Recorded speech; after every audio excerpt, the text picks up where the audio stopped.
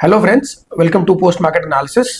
आज Thursday Sensex की expiry थी एंड ये जो आप चार्ट पे स्क्रीन पे देख रहे हैं निफ्टी का डेली चार्ट है। तो मूविंग एवरेज का कॉन्फ्लुएंस है, ये ग्रीन वाली 50 मूविंग एवरेज है, the blue one is 20 moving average. जैसे कि आप देखेंगे वापस से निफ्टी गैप अप खुली, 23,800 के ऊपर खुली, एक विक बना के वापस से एक बेरिश कैंडल में क्लोज हुई है। तो it is almost 1 2 3 4 5 6 7 eighth day है जिसमें ये वापस से निफ्टी उसी रेंज में प्ले कर रही है and it is very unusual कि ऐसा होता है। तो कहीं ना कहीं it has become difficult for directional traders to trade, but for non directional traders I think they have made money.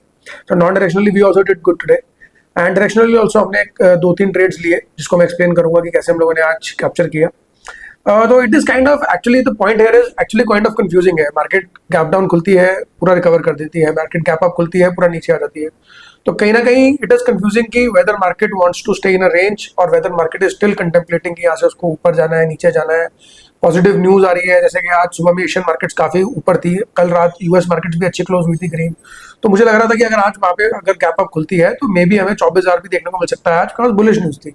But any how Sensex की एक्सपायरी थी, I don't know where the max pain was, but the obviously the max pain was on the upside, तो इसलिए उन्होंने नीचे में ही expiry कराई, below 75 to 100 के नीचे एक्सपायरी हुई। तो ये कहीं ना कहीं मैंने वॉइस एनालाइज भी किया, अराउंड 1 o'clock मैंने एनालाइज की 74 टू 100 पे अच्छा हुआ है, which is not covering and market ऊपर नहीं जाने दे रहे थे, तो कहीं ना कहीं 74 टू 100 के नीचे ही एक्सपायरी आई थी। तो चलिए दोस्तों 5 मिनट का चार्ट लगा लेते हैं।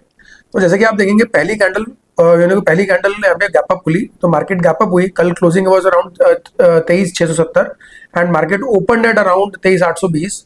तो कहीं ना कहीं 150-200 पॉइंट का गैप अप था। उसके बाद पहली कैंडल में उसने बेरिशनेस शो की, रेड कैंडल बनी, बड़ी का रेड कैंडल थी एंड काइंड ऑफ जो मेरा बुलिशनेस था और ओवरराइट का बुलिशनेस था वो मेरा थोड़ा सा सबड्यूड हो गया बिकॉज एशियन मार्केट्स ग्रीन थी जैसे मैंने बताया।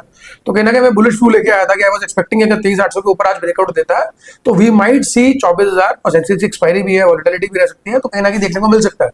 बट पहली रेड कैंडल को देखकर आई changed my view and I weighted. तो पहले आप देखेंगे कि मैंने ऑलमोस्ट 10 बजे तक कोई ट्रेड नहीं ली।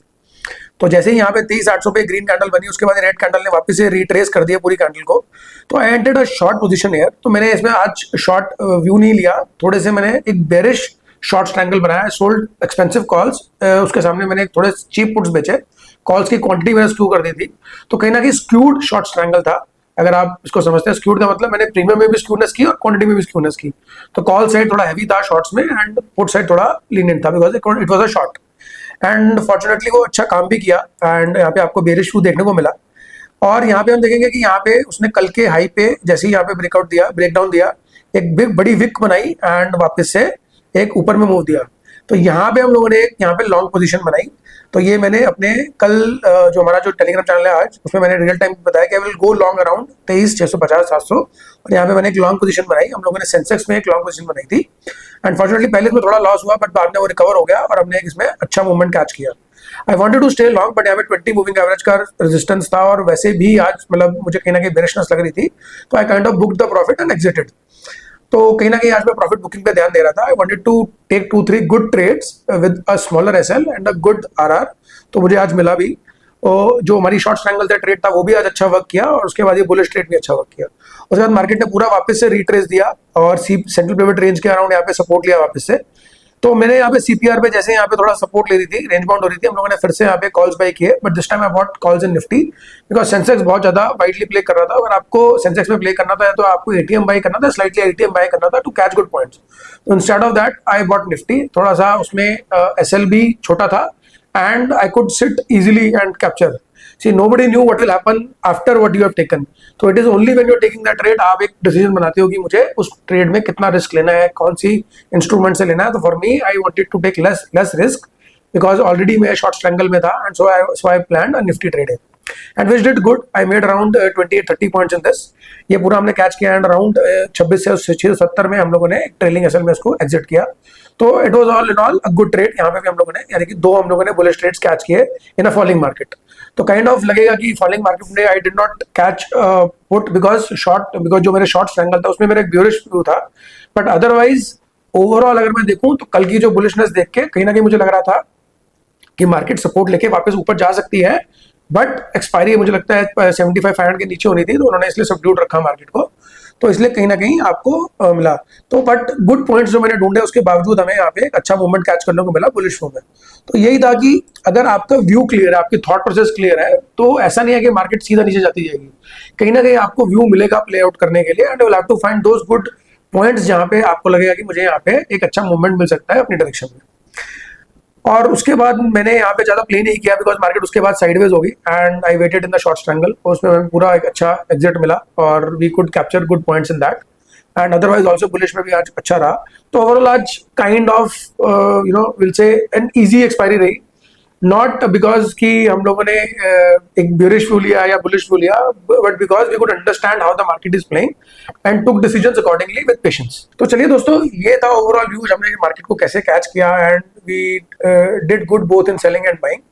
ओवरऑल आज हमने ओवर ट्रेडिंग नहीं की, कोई ना कोई हमने बिल्कुल अच्छे ट्रेड्स पकड़े, पेशेंटली ट्रेड्स पकड़े, that was the good point. So I am यही मैं आपसे सलाह दूंगा कि आप भी अगर इंट्राडे ट्रेडिंग करते हैं एंड यू आर ऑल्सो आप डायरेक्शनल ट्रेड्स पकड़ते हैं, तो wait patiently for good points जहां पे आप एक अच्छा आरआर से ट्रेड बना पाए, एक अच्छे सिग्निफिकेंट लेवल पे ट्रेड बना पाए, ताकि एक आपको एक अच्छा मूवमेंट मिले एंड विदाउट स्ट्रेस आप ट्रेड ले पाए। So that is the whole point of trading. Otherwise अगर आप स्ट्रेस लेके और ओवर ट्रेडिंग करके पैसा बना रहे हो या गवा रहे हो, then it doesn't make sense to trade. तो यही मैं अपने टेलीग्राम चैनल पे भी बताता हूँ कि आपको प्रॉपरली ट्रेड का वेट करके बनाना है, आप पेशेंस रहिए, एंड किसी दिन अगर मार्केट खराब है या आपको लग रहा है कि आपका व्यू प्ले आउट नहीं कर रहा है, आप साइकोलॉजिकली फिट नहीं है उसे ट्रेड करने के लिए, तो avoid trading that day and take a break. Market को दूर से ऑब्जर्व कीजिए एंड देखिए कि आप क्या करते, पेपर ट्रेड कर लीजिए, माइंड में ट्रेड ले लीजिए कि मुझे क्या करना चाहिए था, and then accordingly come back to the game. कई लोग टेलीग्राम चैनल पे मुझे पर्सनली डीएम करते हैं कि सर मेरा इतना लॉस हो गया, मेरा इतना लॉस हो गया। मैं सभी को ही बोलता हूँ कि if you are fed up with that loss, take a break, observe the markets, अपनी स्ट्रैटेजीज को दोबारा से उसको देखो कि मैं कहाँ पे गलती कर रहा हूँ, क्या मैं सही ट्रेडिंग कर रहा हूँ कि नहीं कर रहा हूँ, क्या मुझे और कुछ सीखने की जरूरत है, या आपको मार्केट में जिस तरह की मैं ट्रेडिंग करता हूँ कुछ सिखाता है क्या। तो उस तरह से आप लोग प्ले आउट करेंगे या उसको ऑब्जर्व करेंगे और चीजों को बदलेंगे। जब तक आप चीजों को नहीं समझेंगे और नहीं बदलेंगे अपने हैबिट्स को, अपने बिहेवियर को, अपने साइकोलॉजी को, तब तक वो आपकी पीएनएल में भी चेंज नहीं आएगा। तो ये मेरा पर्सनल ऑब्जर्वेशन है कि जब तक मैं उसको ध्यान से नहीं सुनूंगा, देखूंगा, तब तक भी आप मार्केट्स में पीएनएल में चेंज नहीं आएगा। आप you will keep repeating the same mistakes. आपको मतलब साइकोलॉजिकली इतना फिट होना है कि आपको ऑब्जर्व करना है कि मैं कहाँ गलती कर रहा हूँ, एंड आपको उस पर वर्क करके उसको ठीक करना है।